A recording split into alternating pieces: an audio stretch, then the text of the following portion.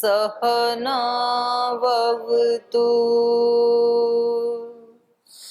सहनौ भुनक्तु सह वीर्यं करवावहै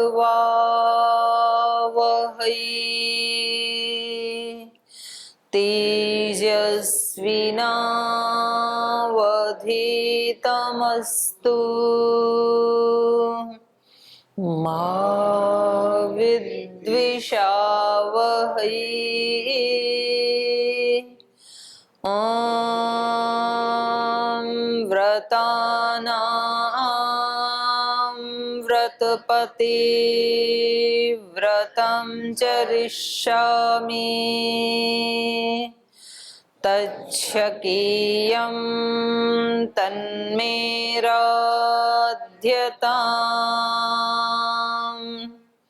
इदमहमनृतात् सत्यमुपैमि ॐ शान्ति शान्ति शान्तिः।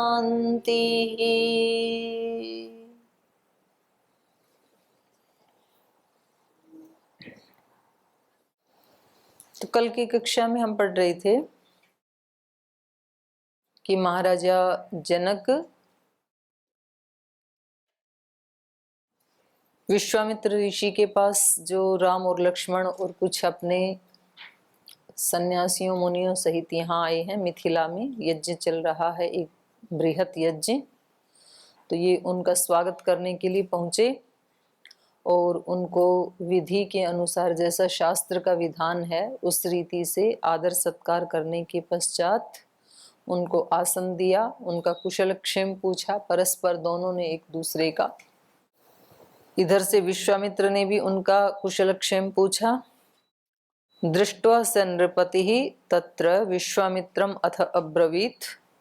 और जब इनको आया हुआ देखा तो इन्होंने कृतज्ञतावश प्रसन्न होकर के ये वचन कहे, अद्य यज्ञ समृद्धिर में सफला कृता देवतैहि। तो यहाँ ऋषियों के लिए और उनके शिष्यों के लिए देवता शब्द का प्रयोग किया है कि आप सब देवताओं के द्वारा आज मेरे यज्ञ की समृद्धि को सफल कर दिया गया है। मेरा ये यज्ञ सफल हो गया है आप सब के कारण। तो जो हम बोलते हैं कि देवता एक तो अदृष्ट देवता होते हैं, एक दृष्ट देवता होते हैं। तो दृष्ट देवताओं में फिर यही आते हैं माता पिता गुरुजन आदि। तो ये क्योंकि गुरुजन हैं ये, तो इसलिए इनके लिए भी यहाँ रामायण में देवता शब्द का प्रयोग किया है। तो ये प्रसंग चल रहा था। दृष्ट्वा स नृपतिस्तत्र विश्वामित्रमथ ब्रवीत्, अद्य यज्ञ समृद्धिर्मे सफला देवतैः कृता। अद्य यज्ञफलं प्राप्तं भगवद्दर्शनान्मया, धन्योऽस्मीनुगृहीतोऽस्मि यस्य मे मुनिपुङ्गवः। यज्ञोपसदनं ब्रह्मन् प्राप्तोऽसि मुनिभिः सह। तो कहा आप देवताओं ने आकर के आज मेरे यज्ञ की समृद्धि को सफल कर दिया है। तो यज्ञ याग ये भी बड़े कर्म हैं, लेकिन यदि उसमें गुरुजनों का आशीष ना मिले तो फिर इतनी दृष्टि में फिर वो अधूरे रह जाते हैं। तो संसार में अपना पुरुषार्थ तो महत्वपूर्ण है ही है, वो तो सबसे प्रमुख है ही अपना पुरुषार्थ तो, लेकिन उसके साथ दूसरे लोगों का सहयोग, दूसरे लोगों के आशीष वो भी उतना ही महत्व रखते हैं। अगर कोई व्यक्ति परम पुरुषार्थ करके कोई बहुत बड़े पद को, प्रतिष्ठा को, ऐश्वर्य को प्राप्त कर ले और लेकिन उसकी प्रशंसा करने वाला कोई हो ही नहीं, उसके साथ खड़े होने वाला कोई हो ही नहीं, तो फिर वो उसको अच्छा नहीं लगेगा। तो ये मनुष्य का एक स्वाभाविक गुण है कि वो अपने साथ साथ अपने खुशी में, अपने सुख में या अपने दुख में दूसरे को भी भागीदार बनाना चाहता है। किसी व्यक्ति को अपना प्रबल पुरुषार्थ करने के बाद जब परीक्षा परिणाम में उसको कोई रैंक मिलता है, कोई बहुत अच्छे उसको मार्क्स मिलते हैं, मेरिट लिस्ट में उसका नाम आता है, तो जैसे ही वो अपना रिजल्ट देखता है उसके तुरंत बाद वो अपने घर आकर के अपने माता पिता को, गुरुजनों को, मित्रों को बताना चाहता है। कभी भी ऐसा नहीं होता है कि कोई व्यक्ति अपने इतने अच्छे रिजल्ट को सुने और फिर चुपचाप कहीं बैठ जाए, छिप जाए कहीं। ऐसा होता है क्या? ऐसे नहीं होता है। किसी को कोई खुशी मिलती है, किसी व्यक्ति ने योग से, प्राणायाम से, आयुर्वेद से अपना कोई बहुत बड़ा रोग ठीक कर लिया हो, तो वो फिर 10 लोगों को बताना चाहता है, अपनी खुशी को शेयर करना चाहता है वो। तो इसलिए यहाँ पूरा संसार जो है, हम उसके एक पार्ट हैं। तो ये सारा संसार भी हमारे अस्तित्व का ही भाग है। कोई व्यक्ति ये कहे कि जी मुझे तो दूसरों से क्या लेना देना है, बस मैं महान बन जाऊं, मैं सुखी हो जाऊं, तो वो तब तक सुखी नहीं हो पाएगा जब तक उसका पड़ोसी सुखी नहीं है। इसलिए जो भी ऐसे महान पुरुष हुए उन सब ने यही कहा। महर्षि दयानंद ने कहा कृण्वन्तो विश्वम आर्यम। वो खुद तो आर्य बन ही गए थे, तो विश्व को आर्य बनाने की क्या आवश्यकता थी? क्योंकि उसके पहले उस व्यक्ति को कहीं ना कहीं दूसरे का दुख खलता है, उसको लगता है कि ये सब भी सुखी हों, उसको अच्छा नहीं लगता है। इसलिए हमारे सब ऋषियों ने प्रार्थना की सर्वे भवन्तु सुखिनः। ऋषि तो सुखी हो ही गए थे, दूसरों को सुखी क्यों देखना चाहते थे? क्योंकि दूसरों को दुखी देख करके उनको अच्छा नहीं लगता था।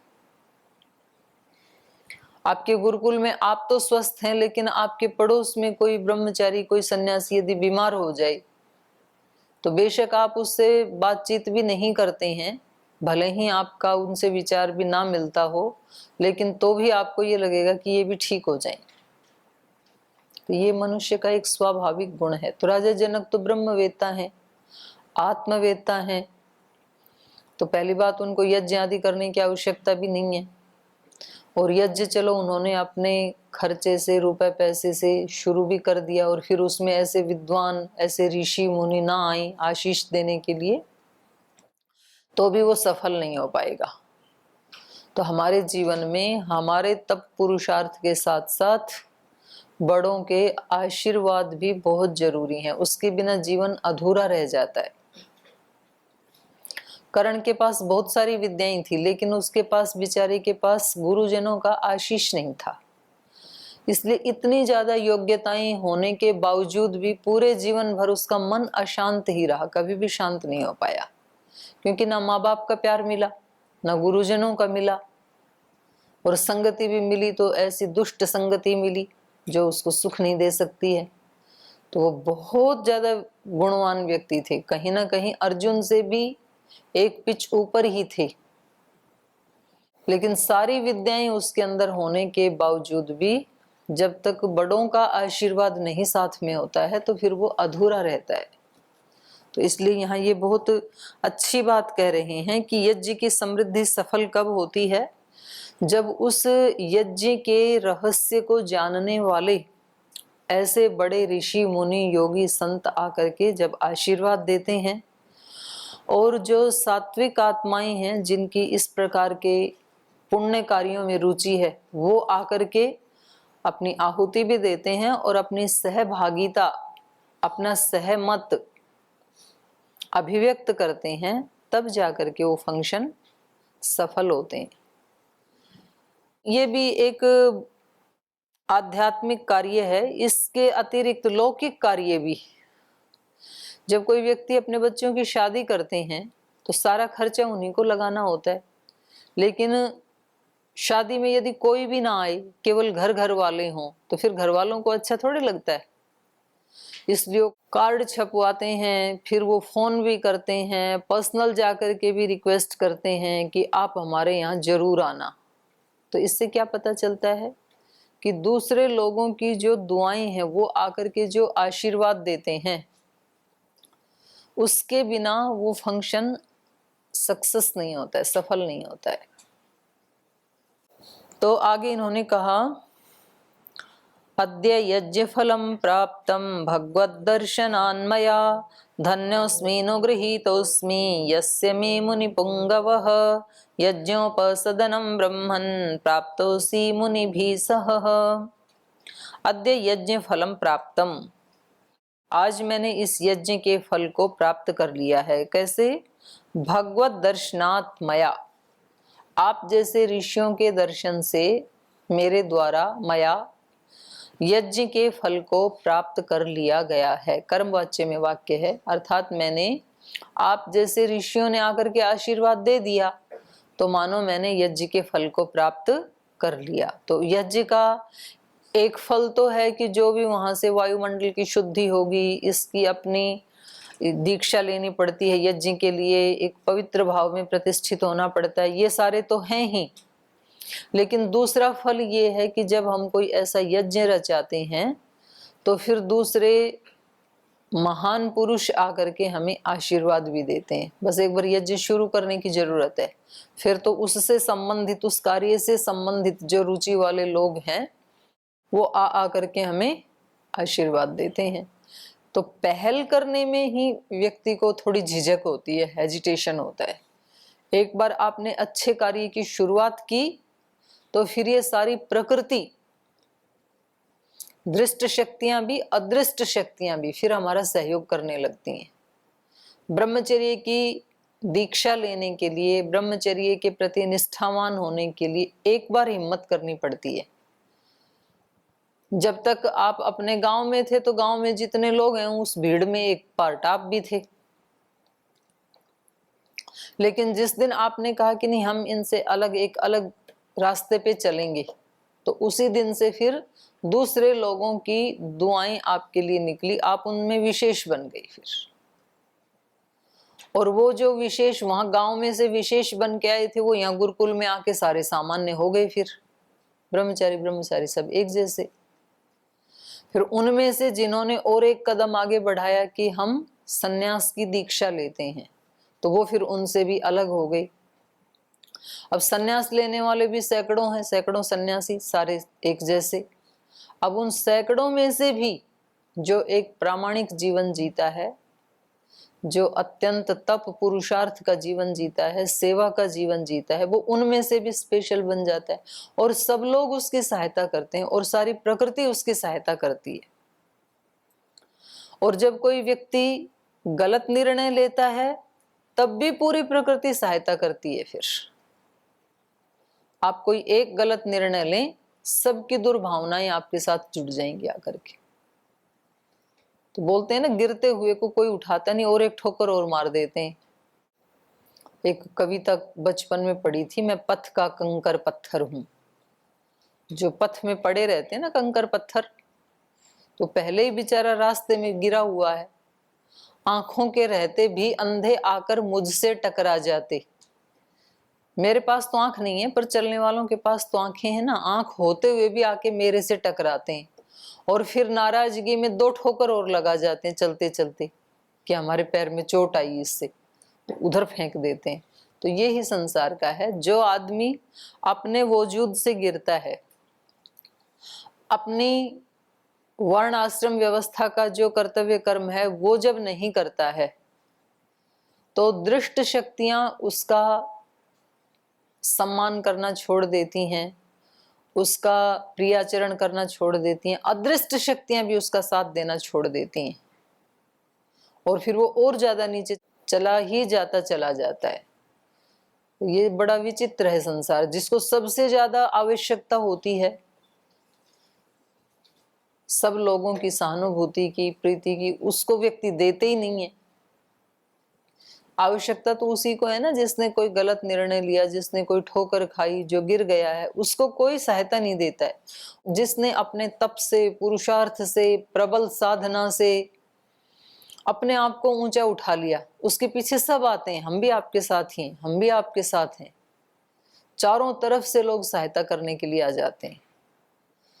2-4 दिन पहले जो एक देश में एक बहुत बड़ा पंगा हुआ आयुर्वेद और एलोपैथी को लेकर के, अब देश के कोने कोने से आयुर्वेद वाले भी, एलोपैथी वाले भी, कोई वीडियो क्लिप बना के भेज रहे हैं, कोई मैसेज लिख के भेज रहे हैं, कोई फोन कर रहे हैं कि स्वामी जी आपने बिल्कुल ठीक कहा है, ये ही सत्य है और हम आपके साथ हैं। पहले तो लग रहा था कि मतलब ये क्या एक नया पंगा मोल ले लिया।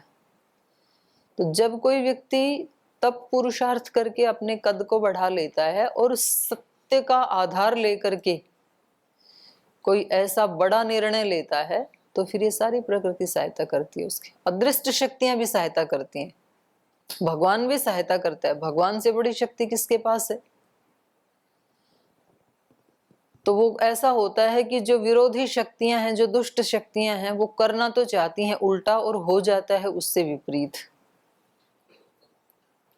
वो एक ऐसा माहौल बनाना चाहते हैं कि अब इनको हम परेशान करेंगे और हो जाता है उल्टा, क्योंकि जिसके ऊपर भगवान की सीधी दृष्टि है, और भगवान की सीधी दृष्टि किस पे होती है? जो भगवान की दृष्टि में सच्चा होता है, क्योंकि भगवान तो सर्वव्यापक है ना, सबको जानता है, अंदर तक जानता है कि इस व्यक्ति के मन में क्या भावनाएं हैं, ये क्या कर रहा है, क्यों कर रहा है। तो उस दृष्टि से जो भगवान के सामने सच्चा है, तो फिर भगवान उसको थामते हैं। तो इसलिए यहाँ बुलाया जाता है दूसरे लोगों को। तो राजा जनक ने भी वही किया। तो इन्होंने कहा कि आपके आने से भगवन दर्शनात् मया यज्ञ फलम अद्य प्राप्तम। आप जैसे ऋषियों के दर्शन से आपने आकर के खुद मुझे दर्शन दिए, आशीर्वाद दिया, तो इससे मेरा यज्ञ का फल मुझे प्राप्त हो गया, मिल गया। धन्योस्मि अनुगृहीतोस्मि, आज मैं धन्य हो गया हूं और मैं अनुगृहीत हो गया हूं। यस्य में मुनि पुंगव, जो मेरे लिए आप मुनि श्रेष्ठ आए हैं, तो आपके आगमन से आज मैं धन्य हो गया हूं। यज्ञोपसदनम ब्रह्मन् प्राप्तोसी मुनि भी सह, हे ब्रह्मन, जो आप यज्ञोपसदनम प्राप्तोसी, जो आप इस यज्ञ शाला में आ गए हैं अपने सहयोगियों के साथ, मुनि भी सह, तो आपके इस आगमन से मैं धन्य हो गया हूँ, मैं अनुगृहीत हो गया हूँ। तो आदमी कितना भी बड़ा क्यों ना बन जाए, लेकिन अपने जो बड़े हैं या फिर जो ऋषि मुनि संत हैं, उनके प्रति तो व्यक्ति को विनम्र ही होना चाहिए, क्योंकि उनके आशीर्वाद विनम्रता से ही मिलते हैं, योग्यता से नहीं मिलते हैं, धन से नहीं मिलते हैं, आपकी डिग्रियों से नहीं मिलते हैं। हम कहें कि हमारे पास तो इतना धन है तो फला ऋषि को आकर के आशीर्वाद देना ही पड़ेगा। धन से बहुत कुछ होता है लेकिन सब कुछ नहीं होता है, आशीर्वाद नहीं मिलते हैं धन से। पद प्रतिष्ठा से बहुत कुछ हो सकता है लेकिन सब कुछ नहीं होता है। पद प्रतिष्ठा से बड़ों के आशीर्वाद नहीं मिलते हैं, बड़ों के आशीर्वाद तो विनम्रता से ही मिलते हैं, सेवा से ही मिलते हैं। अभिवादनशीलस्य नित्यं वृद्धोपसेविन चत्वारि तस्य वर्धन्ते आयुर्विद्या यशो बलम। तो ये इसलिए इतने बड़े राजा हैं, चक्रवर्ती सम्राट हैं,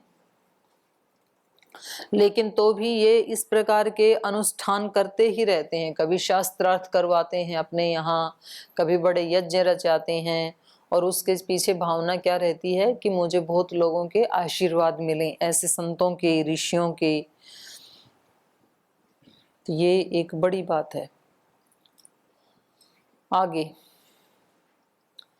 द्वादशाहं तु ब्रह्मर्षे दीक्षामाहुर्मनीषिणः ततो भागार्थिनो देवान् द्रष्टुमर्हसि कौशिकः इत्युक्त्वा मुनिशार्दूलं प्रहृष्टवदनस्तदा पुनस्तं परिपप्रच्छ प्राञ्जलिः प्रयतो नृपः इमौ कुमारौ भद्रं ते देवतुल्यपराक्रमौ गजतुल्यगतिवीरौ शार्दूलवृषभोपमौ पद्मपत्रविशालाक्षौ खड्गतोणिर्धनुर्धरौ अश्विनौ इव रूपेण समुपस्थितयौवनौ यदृच्छेवगां प्राप्तौ देवलोकादिवामरौ कथं पद्भ्यामिह प्राप्तौ किमर्थं कस्य वा मुने वरायुधधरौ वीरौ कस्य पुत्रौ महामुने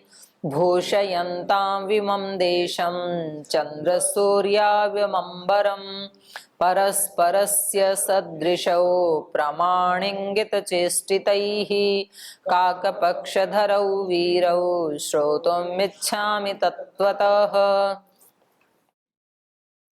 आगे कहा द्वादश अहम तु ब्रह्मर्षे दीक्षा आहुर्मनीषिणः।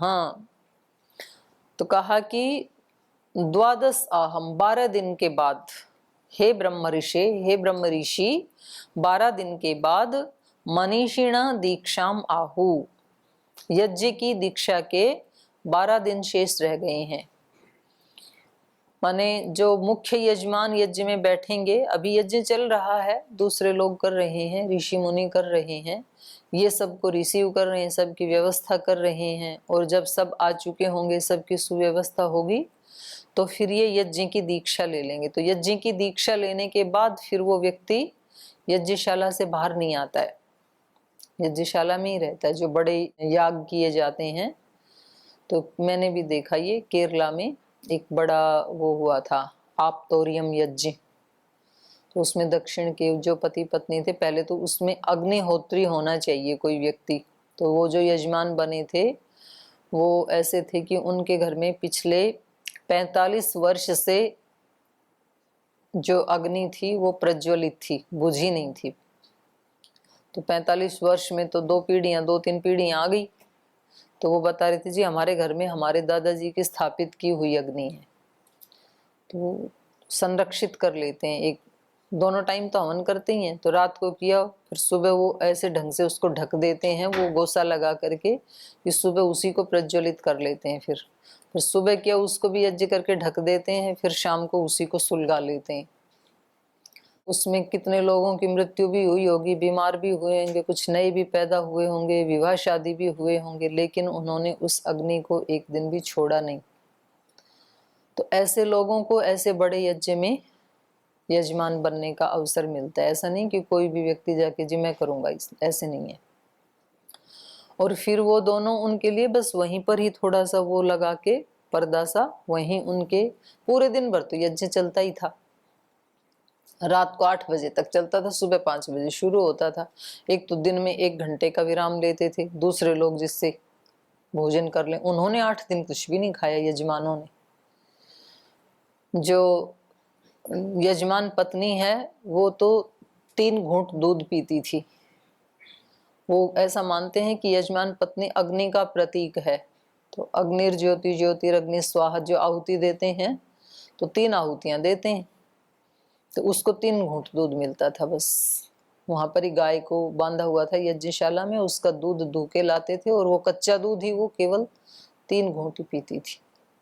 और स्नान भी नहीं, बस ऐसे स्पंज कर लेते थे, और वहीं रहे वो 8 दिन।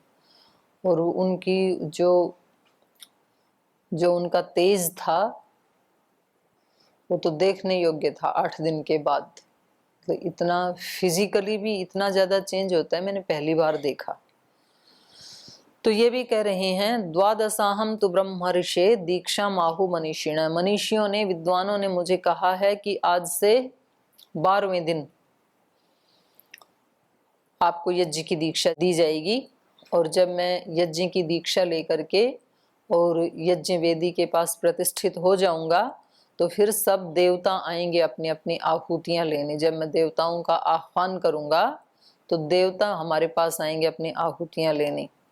ततो भागार्थिनो देवान, जिनके भाग की, जिनके हिस्से की आहुति मैं दूंगा, वो भागार्थिन अपने हिस्से की आहुति लेने वाले जो देवता हैं उनको कौशिक द्रष्टुम अर्हसि, आप भी देख सकते हैं। कितनी बड़ी बात है। यज्ञ करें और मतलब ऐसे ही आ जाएं, देवताओं का आशीर्वाद लिए बिना ही, जैसे यज्ञशाला में गए वैसे ही आ गए, तो फायदा क्या हुआ यज्ञ करने का। तो यज्ञशाला में जाने से पहले यज्ञ करने वाले व्यक्ति के मन में ये भाव होना चाहिए, दीक्षा होनी चाहिए कि मैंने अब, जैसे आप रोजाना करते हैं तो 1 घंटा पहले यज्ञ की दीक्षा ले लें, तो वो आपके भाव उस दौरान 1 घंटा पहले आपके मन में कोई इस तरह का कोई दोष का भाव, कोई नेगेटिव थिंकिंग नहीं आनी चाहिए। और आपके मन में ये होना चाहिए कि अभी यज्ञशाला में जा रहे हैं, देवताओं के लिए यजन कर रहे हैं और वो हमें आशीर्वाद दे करके जाएंगे। तो इनको 12 दिन पहले ये कितने दृढ़ विश्वास के साथ कह रहे हैं कि 12 दिन बाद यज्ञ की दीक्षा हो जाएगी मेरी, और तब जिनके नाम लेकर के हम आहुति देंगे, जिनके भाग के लिए जिनके हिस्से की आहुतियां देंगे, वो अपनी आहुति को लेने के लिए देवता आएंगे। और उन देवों को हे कौशिक आप भी देख सकते हैं। तो ऐसे बहुत लोगों ने ऐसे बताया कि जब हम यज्ञ आदि करते हैं तो जिनके नाम से हम आहुतियां देते हैं वो देवता आते हैं, लेकिन हमारे पास वो दृष्टि नहीं होती, इसलिए हम उनको देख नहीं पाते। तो कुछ लोगों का तो ये भी कहना है कि जब आप यज्ञ करते हैं ना, तो आपकी एकदम दृष्टि अग्नि के ऊपर ही होनी चाहिए, और उस अग्नि में आप बहुत एकाग्र होकर के देखेंगे। यदि पूरी श्रद्धा के साथ यजमान यजन कर रहा है और आप भी बैठ करके आहुतियां डाल रहे हैं और पूरी श्रद्धा से युक्त हैं, तो आपको उस अग्नि में भिन्न भिन्न आकृतियां बनती हुई दिखेंगी। तो वो दैवी शक्तियां आती हैं और वो आशीर्वाद देती हैं, ऐसे मानना है। तो ये रामायण में भी ऐसे ही कह रहे हैं कि जब वो देवता आएंगे तो आप उनको भी देख पाएंगे। इत्युक्त्वा मुनिशार्दूलं प्रहृष्टवदनस्तदा पुनस्तं परिपप्रच्छ प्राञ्जलि प्रयतो नृपः। ऐसा कह करके मुनि शार्दूलम, विश्वामित्र जी को, मुनि श्रेष्ठ को ऐसा कह करके प्रहृष्ट वदनस्तदा, जो प्रहृष्ट वदन है, ऐसे प्रसन्न मन वाले या प्रहृष्ट वदन वाले विश्वामित्र जी को तब ऐसा कह करके पुनः तम परिपप्रच्छ प्रांजलि ही, और फिर हाथ जोड़ करके उनसे ये उन्होंने कहा, उनसे ये पूछा कि हे मुनिवर, आज के 12 दिन बाद जो देवता यहाँ आएंगे आप भी उनको देख सकेंगे। और ऐसा हाथ जोड़कर कहते हुए नृपः प्रयत, राजा फिर वहां से थोड़ा आगे चले अगली तरफ, और अगली तरफ गए तो राम लक्ष्मण खड़े थे।